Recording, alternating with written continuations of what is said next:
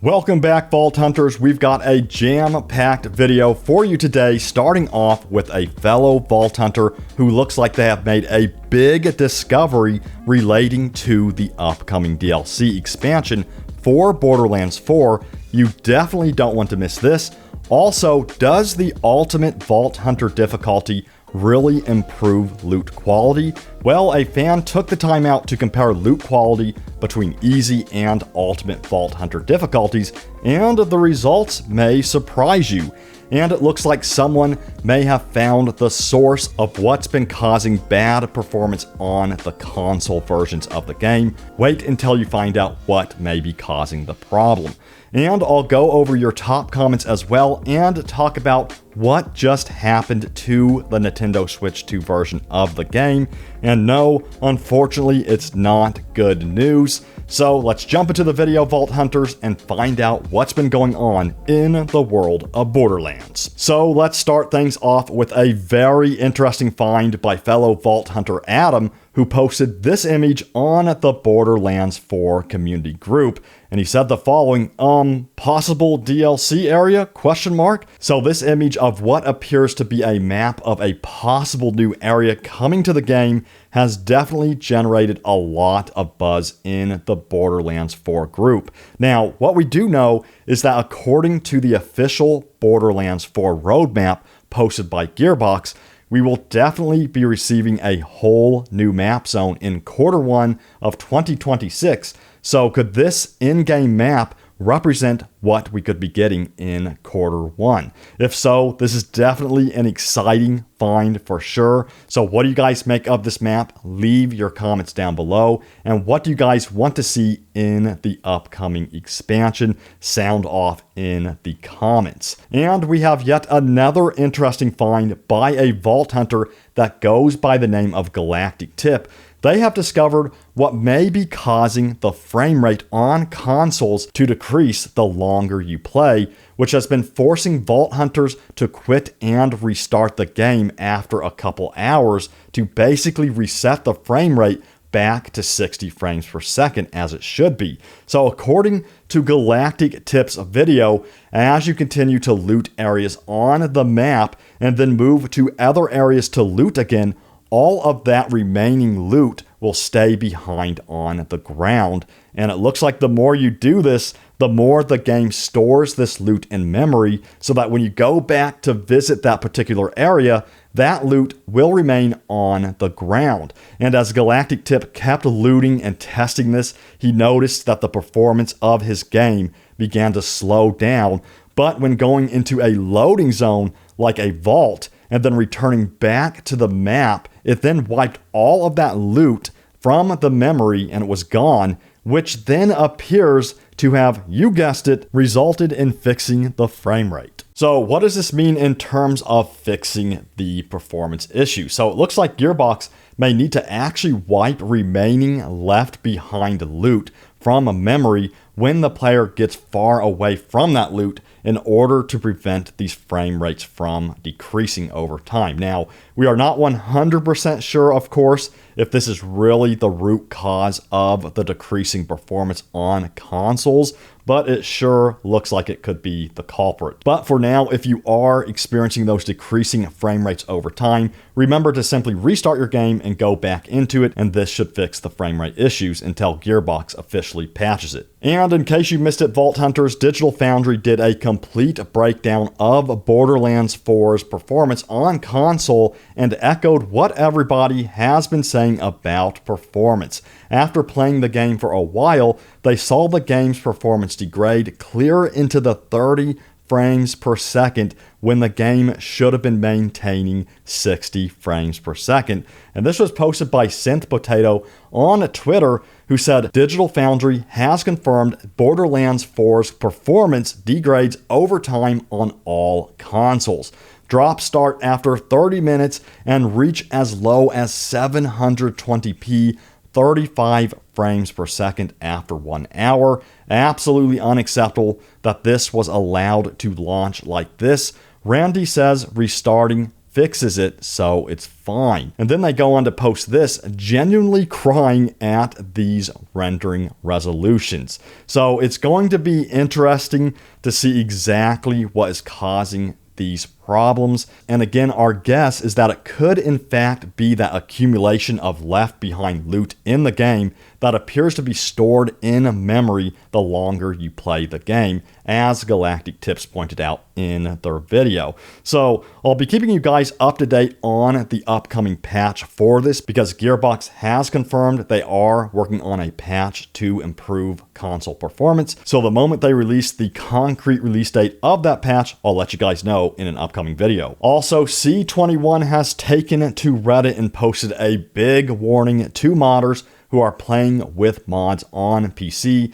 They pointed out that modders can't play online anymore, and then actually reposted what Miss had to say on Twitter and said apparently Gearbox has made it so that people using the Wiimod cheat can no longer play online. So no more risk of being given 1 billion XP as soon as you join a multiplayer game. Big win. And then Complaint Police said the following: this would be absolutely amazing. No one cares that you cheat in your own game, but affecting others without permission is whack.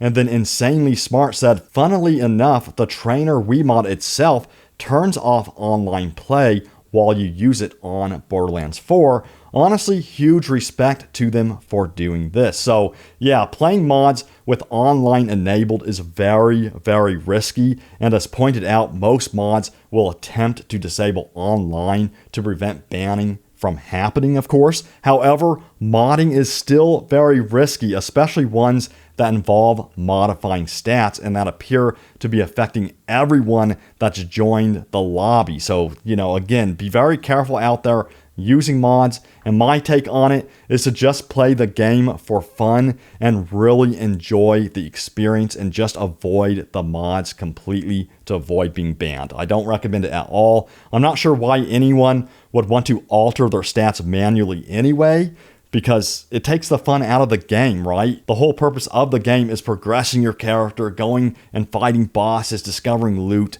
and just having fun that way. So let me know what you guys think in the comments about mods. Do you even use mods at all? Sound off in the comments down below. And a Vault Hunter by the name of Glitching Queen has answered a very important question for the community in a video she made, and I'll put a link to it in the description below. And she asked, do Ultimate Vault Hunter difficulties really improve the loot quality that you get? So in her video, she says it looks like in regards to loot farming, easy mode is actually the best difficulty to do this, since the enemies are easier to kill and you take 20% less damage. Plus, since you can clear out enemies so quickly, you'll actually earn the XP much faster. This is definitely an interesting find for sure, and I've seen more Vault Hunters challenging these findings, but it looks pretty legit so far. The question is, will Gearbox patch the game in order to make Ultimate Vault Hunter mode that much more worthwhile and rewarding?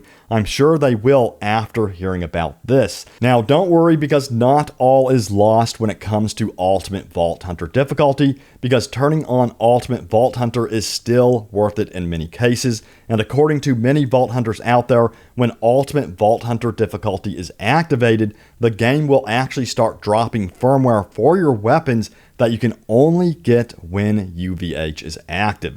Now, this could change in the future, but as it stands now, this alone makes UVH worth it for many Vault Hunters. So, what do you guys think? Will you be grinding for loot on easy mode, going for those legendaries, or will you be going for the more unique firmware in the UVH difficulties? Also, this was posted by Fickle Molasses on Reddit about how firmware should be storable in a firmware library, and they went on to say the following: we should be able to deconstruct firmware from items and store them in a firmware library. And codename DVL responded to this and said that would solve our bank issues too.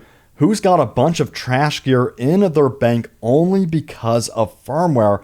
I just feel like they need to do something that kills two issues with one bird. And Fickle said, exactly. I started collecting firmware from green items. So in other words, they're just collecting green crappy items just for the firmware. And I love the idea for the firmware library. Not only would it free up space in your inventory, but it would also allow you to organize your firmware in a firmware library as well. So awesome idea here. I hope Gearbox listens. Also, we've got some sad news about the Nintendo Switch 2 version of the game. The official Borderlands 4 Twitter posted this breaking news to the Vault Hunters and said, "Greetings, Vault Hunters. We need to share that the release of Borderlands 4 on Nintendo Switch 2 is being delayed. We do not take this decision lightly, but are committed to ensuring we deliver the best possible experience to our fans, and the game needs additional development and polish time to do that. Our hope is to also better align this release with the addition of cross-saves, which we are working on and recognize is very important. We will update you on all the new release timing once we fully adjusted our plans." And then they go on to say, in accordance with Nintendo's policy, all digital pre-orders to date will be canceled. Customers can initiate the process themselves now, or it will happen automatically starting on Friday, September 26th. For questions about the Nintendo eShop, contact, and then they put the URL. For physical pre-orders, please reach out to the corresponding retailer. We greatly appreciate the feedback, support, and patience of our fans and community. It's truly what keeps us going. So yeah, let me know in the comments. Honest question here. Have any of you pre-ordered this game on Nintendo Switch 2? Personally, I don't know any of my friends that have pre-ordered this on Nintendo Switch 2, but let me know in the comments if this has affected you. I mean, I think we're all thinking the same thing. I can't imagine this game running well on Nintendo Switch 2, especially with the existing performance issues on the existing consoles like the PlayStation 5 and the Xbox Series X, which are much more powerful than the Nintendo Switch 2, if I'm not mistaken. But regardless though, I will be keeping my eyes peeled for any new release date for the Nintendo Switch 2 version, just in case you guys are interested in that. Also, check this out, guys. This was posted by Gizmodron on Reddit. They said, "I'll never get tired of this aesthetic," and posted a comparison between the Arcane character and the character in Borderlands 4. And of course, there's more similarities in Borderlands 4 to Arcane. And I love that, you know, Borderlands took some inspiration from Arcane for some of the characters, for some of the aesthetics in the game. There were so many moments when I was playing the campaign, and I was like, wow, that reminds me so much of Arcane. And there was one particular cutscene in Borderlands 4 where I was like, that's definitely some Arcane inspiration right there. So I think it's really cool that they drew some inspiration from Arcane. And check out this awesome fireworks shield that was posted by Vault Hunter Some Shooter.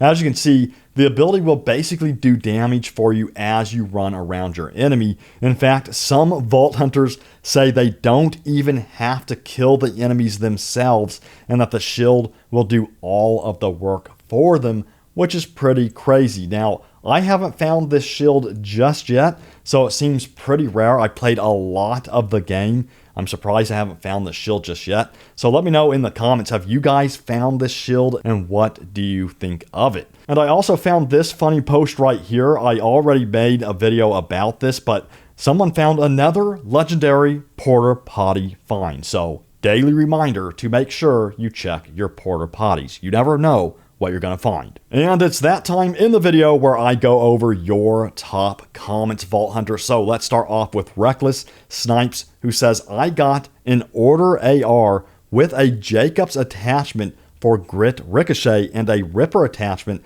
that turned it into an automatic firing weapon, and it instantly became one of the best guns I've come across for kinetic damage." So this sounds freaking awesome. I have yet to come across this myself, but this sounds like it would turn the Order guns into something worthwhile, because as you know, in the previous videos, we discussed how the Order guns are the least liked weapon manufacturer in the entire game, simply because you have to charge every single one of their weapons. So this is a really cool find right here. And let me know if you guys have found any additional improvements to the order guns that are making them better.